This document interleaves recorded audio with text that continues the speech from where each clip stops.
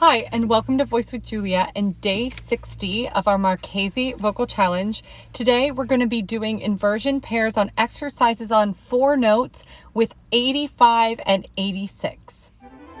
Voice with Julia, change your voice, change your life.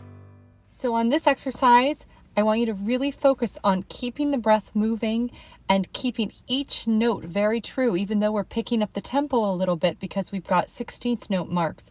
You need to still think that you're singing every pitch. You don't want to start skipping pitches here.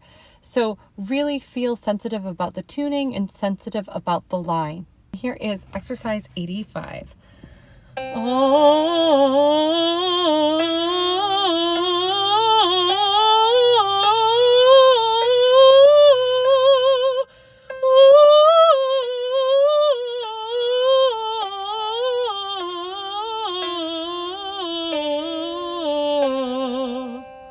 And here is exercise 86. And just make sure that you're really watching the intervals because they're slightly different. We're doing.